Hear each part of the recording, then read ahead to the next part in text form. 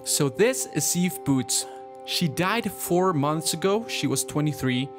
Her last words were, "You are Wolf," and were said to her daughter, Wolf Boots. Now, Wolf Boots went on to live a staggering 40 years, a number almost impossible to fathom in this game's world. Her last words were, "You are Candy," and were said to her daughter, Candy Boots. You might be asking yourself, why is this of any importance to anyone, really? Well, you see, Eve Boots and Candy Boots started a lineage. They were generation 1 and 2 of a lineage that would last 288 generations and would go down in history as the longest lineage in a small yet vibrant game called 1 Hour, 1 Life.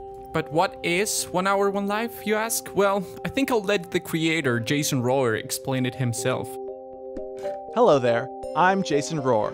Well, at least this is what I look like inside my new game, 1 Hour, 1 Life. A whole year passes every minute, and we live an entire lifetime, from birth to old age, in just 1 hour. Everything you see here exists on a persistent server. It starts out full of untouched wilderness, and it's up to us, the players, to rebuild civilization from scratch together. You're just one small link in a very long chain. You're just one small link in a very long chain. Well, he's right, 1 Hour, 1 Life is that and much, much more, but if I had to boil it down to one single concept, I would say 1 Hour, 1 Life is a game about sacrifice and love. So without further ado, here are 7 reasons why you should play 1 Hour, 1 Life.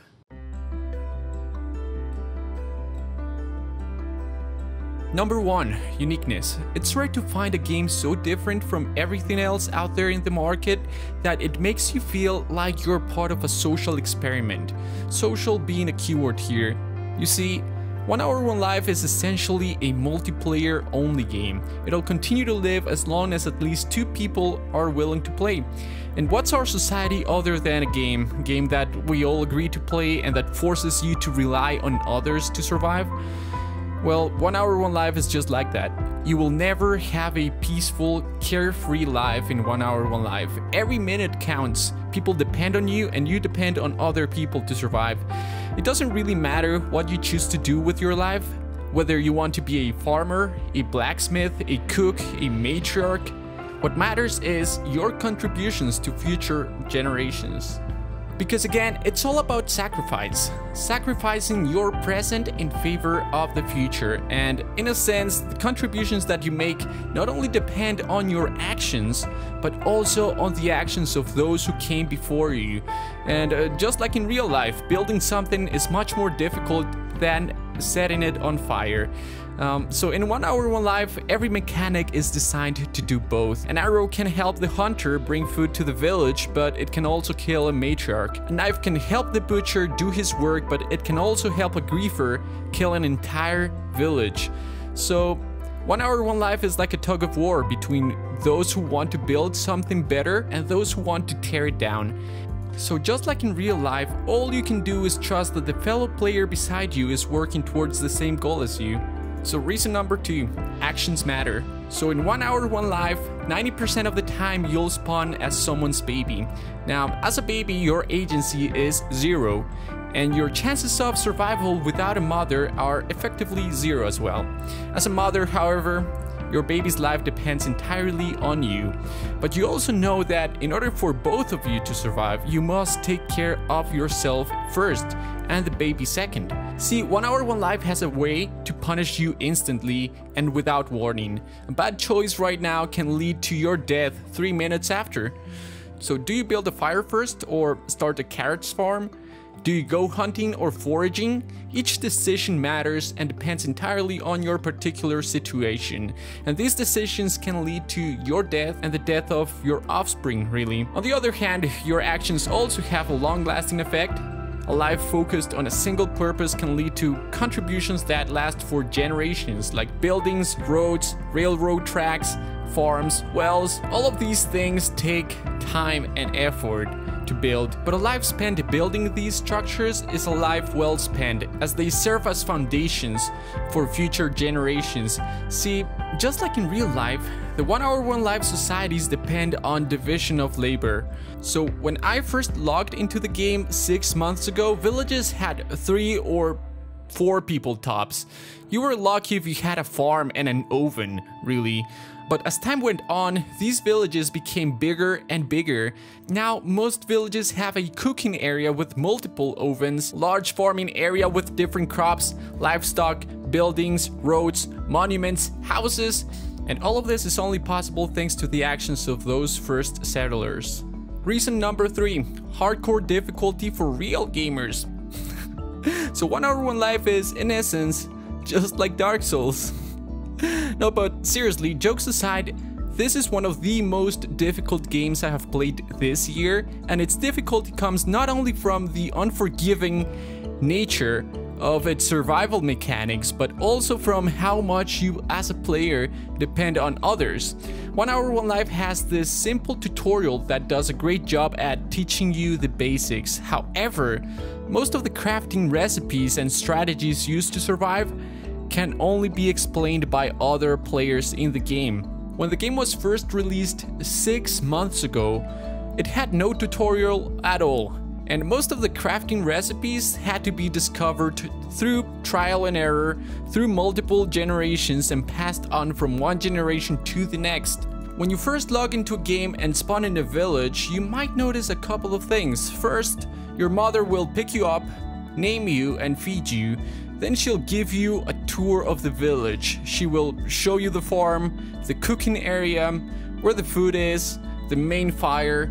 Then she will show you the outskirts and biomes that you might need to know about, such as the yellow prairies for rabbits, the swamps for reeds and clay, and the grasslands. And the more you play, the more you'll notice that this tradition is kept by most people. The reason for that is because the moment you grow old enough to fend for yourself, you'll have to figure out how to survive, and without this initial tour, your chances of survival are much lower. This is an unforgiving game. You can get killed by wild animals, other players, but most people, most of the time, just die from starvation, not necessarily because of lack of food, but because of lack of planning. For example, you might have to venture out of the village to hunt or find some item that you need. If you don't plan ahead and bring a backpack with some food, put some clothes on before you venture out, well, you might not even come back. Number 4, a closely knit community. 1 hour 1 life is a small indie game with a strong community. Those who really like the game are constantly in the forums talking about new updates, mechanics, best strategies, or maybe just telling stories about their lives in the game. I've been playing video games my whole life. I covered dozens of video games on this channel, but the more I played this game, the more I realized something special was happening, something emergent, something natural and honest. Hi. How old are you? How old are you? That's a weird question. I'm about to die.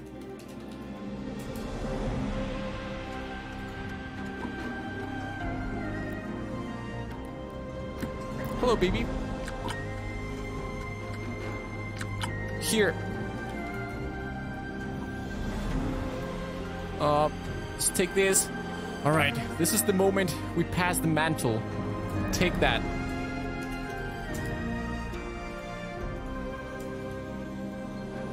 Take care of this community.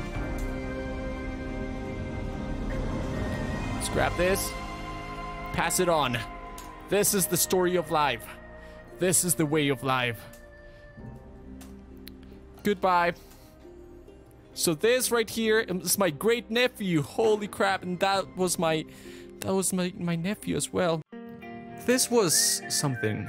This was the first time I saw a community of effectively strangers get together to say goodbye to a member of their community and mourn the death of an elder. See, 1 hour 1 life is not only about surviving, but it's also about meaning. And despite of this being a video game, the fact that people are naturally inclined to mourn the death of a character that is essentially comprised of ones and zeros and made out of pixels on the screen is fascinating to me. When I first experienced this, I was in awe. There is really no rule in the game that forces you to say goodbye or dig a grave or place a gravestone and flowers, but it happens naturally. And this behavior is replicated over multiple iterations. So when you get to that point, what usually happens is the elder announces that they are close to their death. The members of the community get together to say their goodbyes, and the elder willingly takes off their clothes and possessions so that others can make use of them. And after their death, someone picks the remains and carries them to the graveyard, which is usually located outside the village, and if there are enough resources, they usually bury the body and place a gravestone. The fact that this tradition exists in the game, where each minute is a struggle to survive, shows that this game has managed to capture something special, and that the community is on board with that. Number 5, consistent updates. I feel like I'm getting a bit too abstract here.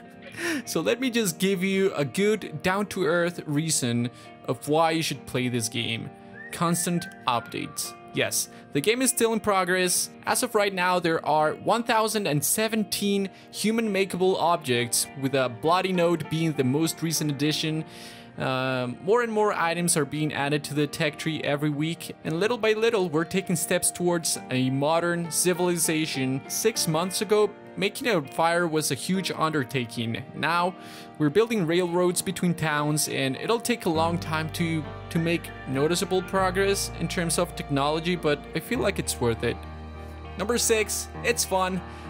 There's a lot that can be said about the premise of a game, its execution, the psychological concepts that inspired it, and its art style, but at the end of the day, fun is a crucial factor for any game. See, some people say that not every game has to be fun to play, and there's certainly an argument to be made in favor of those games that focus on social commentary or that are used as an outlet. That Dragon Cancer is a good example. However, 1 Hour 1 Life is a lot of fun. It has a core gameplay loop that can be very satisfying, even addictive, and it has huge replayability as the circumstances of your birth will never be the same, and it also has this social element that adds another layer of uncertainty and gives you small doses of social interactions, which is always healthy. Number 7 is perspective and meaning. I once read that stories are powerful because they combine meaning and moment. In real life, meaning can only be derived with perspective. See, you can rarely identify important moments in your life as they happen, except for a few life-changing events. Most of the meaning in your life is attributed after the fact.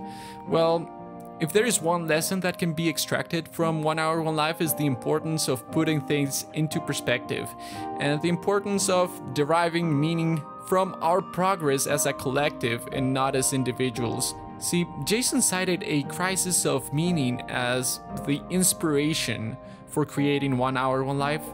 I'm just gonna play the video for you guys. It can be painfully easy to hit what we call a crisis of meaning. From a sufficient distance, even so-called great names, Shakespeare and Newton, Einstein and John F. Kennedy, only ever add a little bit to the unfolding river of humanity. None of us is going to make a huge contribution to the history of the meaning of the species.